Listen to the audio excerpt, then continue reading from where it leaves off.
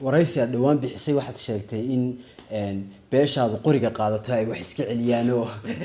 bal hadalkaasi maxaad ka waday ma la odhan karaa rabshadahan hadda taagan adigaaba qayb ka maadaama aad hore ugu baaqday in beeshaadu qoriga qaadato ay wax iska celiso wallahi asba su'aal fiican runtii aan u baahnaa su'aasha aad weydiiso Soomaalidu waxay leedahay hadalku waa margi hadal waa margi baleed margiguna qof walba halka uu doono u jiita margigu waa seen injirka kale uu kala jiidmaa marka horta qofba halkii uu doonay hadalka ayuu u jiidmay horta si calool furnaana waxaan leeyahay intii nasabadeeda wax ka sheegtay intii magacayga wax ka sheegtay intii qabiilkan ka soo jeedo wax ka sheegtay intii xukuumadda wax ka sheegtay aniga runtii personal tag igu ahaa way iga cafis ilaahay dartii baan ku cafiyay hadalkaygu sidii uu jeedinay imkaan ku sheegaya anu hadalkaygu u dheeraa waxaan maleynayaa 12 minute buu socday ereyga ku jiray ayay si qaldan dadku u fahmeen hadaad waxba hadaad calashaan aad inta hadaad nabadda diido oo wanaaga diido oo walaalnimada diido oo wadajirka diido dumarka ka dhaxooyin bay ahayd Soomaaliyeed saasay markaas beestada u jeedimiyaa uma jeedin waxaan u jeedo qof kasto arinta noocan ay ku dhacdo qof kasto arinta noocan ay ku dhacdo nabi maxamed alayhi salaatu wasalaam xadiis buu lahaa ayuha wuxuu nacdalay fidmo hurdo qofka toosiya nabi maxamed oo khayr khalqullah ahaa oo rool dalkii adduunkan ilaahay u soo diray ahaa nuurka ahaa ayaa wuxuu nacdalay fidmo hurdaha toosinina marka anu waxaan leeyahay in alashan aynu xadiiskii nabiga qaadano fidmo kasto hurdayna toosina aynu noqono kuwa sii seexiya marka horta intaas ay ahayd hadalka marka gudoomiyadu ya qofka uga jeediyo aha masabeysto aha ma salaadinta deegaankaaga u jeediyay ma aniga salaadinta deegaankaygu karaama iga mudan yihiin sharaf bay iga mudan yihiin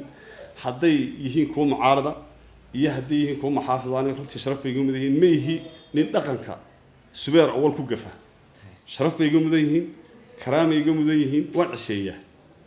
marka nin meel dhaqan ku soo korayna waan oo aan si cad ku yiraahdo farax magaalada ku dhaw oo dhaqanka waxba ka garanayn anigu ma yihi nin farax nin magaalada miid hada farax waxa weyn qolos salaadiintooda tiktokerada u sameystaa ay tama anu waxaan garanayaa Suudaanku waxa uu iga mudan yahay iyo waxaan ka mudan marka nin magaalada ku dhashay miina ku soo koray ayaan haayo geeli aadna waan raacay iskuul iyo jaamacadna waan ka baxay marka qof dhaqanka wuxuu ka mudan yahay garanaya baan ahay marka waxaan laakiin kulay hada oo doonaya waliba bilaad inaad iga gaarsiiso shacabka ereygaas sidii qaldan cidii u fahantay waxa la yiraahdaa afsiis sax kala ahaano ereygaasina sida quruxda badan buu ahaa xadiiska nabiga kaleey salaatu wasalaam ku qotomay laakiin erey aan fidmo ku abuuray iyo erey aan reerkayga qori u dhiibay midna ma ahayn adeer anu waxaan qoli waxa jooga meelaha amaanka suurtagal ma aha mas'uul amaan dawladda jooga inuu yiraahdo qori soo qaata oo nala dagaalamo oo noo weerar adeer suurtagal ma aha laakiin waxaan jeedada hadalka waa ahayd oo salka uu ku fadhiyaa limaano waxay ahayd war xadiiskii nabiga kaleey salaatu wasalaam aynu dabaqno dhan kalena waan kala hadlayay anigu markaan deegaan ku sheego dhan kalena waan kala hadlay waxa lahaa dawladda sidkii ay lahayd bay naga qaadanay xaqan ku socdo dad badan waxay isweydiinayaan markii aad hadalkaasi maalintaasi aad jeedisay sida qaldan aad sheegtay in si qaldan loo fasirtay dawladdu way ku anshax marisay ma jira waxaan shaxmarna lagu sameeyay deeniyo horta waxa la yiri saxuu sheeg sixir ka daranay horta anu dadka aqligooda caayimaya runtii karaamiyo sharaf bay iga muhiim mas'uulkooda waan ahay laakiin waxaan arkay waraaq yar anshax marin oo gudoomiyaha gobolka soo qoray oo uu qoray shaqaalaha institution kastaana uu leeyahay baan arkay inta sawirkayga la qaaday baa lagu dhijay markaas ay gudoomiye ku-xigeenkii gobolka Maroodijeex waxa anshax marinaya hebel gudoomiye kuma jiro oo xogayaha gobolka uu madax u yahay xogayaha gobolka ana xukuma shaqaalaha ana xukuma haddii ay jirto meel shaqaale uu mas'uulkiisu ku anshax mariyay waanahay laakiin haddii aanay jirin adeeriyaan la isku gafin marka aniga shaqaalahaygu sababtoo ay anshax marinayo waa gaf qaran waa gaf direetadii madaxweynaha sharaftiisa laga qaadayo waa qof aniga igu gafay waxaan leeyahay intii sidaa qaldan wax u dhigtay cidna ima anshax marin cid anshax marinaysaana ma jirto dadkuna dawladdu madaxweyne leedahay waa la kala sareeyaa chain command bay leedahay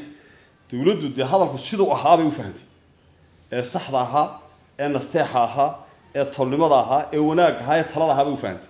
laakiin sida bilaadanku ay u turjunteen qaar ka mid ah oo oran maayo runtii waa la iska garanayay in yaroo dan leh oo waagii aanu isa soo seegnay aan mucaaradka ayay Soomaalidu waxa la yiraahdaa rag istilay ka daama leh in yaroo waagii hore mucaaradka aanu isa soo seegnay oo hadaagii kulmiye ahayd aanu reer kama hadlayo qaar baa markaa nimanka ilaa hadaagii kulmiye oo doono reebel ma jeedo laakiin siyaasiyiintu cid walba way lahayn kulmiye waa xisbi weyn waa xisbi mucaarada sidaa wadaniba uu cid walba u leeyahay kulmiyena u leeyahay laakiin yaa loo turjumanin inaan reer la hadlayno reer lama hadlayo karaamiyo sharaf iyo cish buu naga mudan yahay waliba khaasatan reerka ka soo jeeda oo inoo weelka uu cunay kuma kaajaadeen oo reerka waan ka dhashay waan u dhashay mas'uulkoodii baan kii qaranka ku mataliyana waan marka waxba yaan aniga reerkayga afka la isu kaayay ginaanay reerkayga guraysku waa khayr badan baan isku ognahay marka way jiraan rag badan oo halka aan soo seegnay markan dambe sida wax u fahmay haddii adiga iyo mas'uuliyiinta kale ee deegaankaaga ah ee magacaaban aad ku fashilanteen inaad dejisaan xaaladda deegaankiina oo mudaharaad mudooyinka u dambeeyay jiraan miyaan la joogin baan la odhan karin xilligii madaxweynuhu oo idin dareerin lahaa si uu keeno dad kale oo deegaankiina matalo oo dejiya xaaladda horta madaxweynuhu hadduu na dareerinayo iyo hadduu na deenayo go'aanka isaga anagu ma lihin waryotonimo inoo madaxweyne dhadaa odhan mayno u baryatigimayno na erina odhan mayno mas'uuliyaddu isaga khaas ku tahay madaxweynaha khaas ku tahay annaga karaamu naga mudan yahay sharaf buu naga mudan yahay cisi buu naga mudan yahay waa madaxweyne aan runtii markuu mucaaradkaan la soo joognay iminku muxaafid yahayna runtii qaranka nagu matala go'aamada isaga leh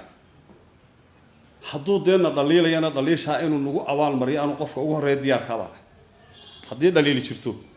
qofka ugu horeeyo dhaliishiisa qaadanaya ee waliba aan ka cabanayn bana hadday amaani jirtana qofka in lagu abaal mariyo diyaar ka baa marka anu madaxweynaha tilmaamayno madaxweynuhu la tilmaamo waa ka weyn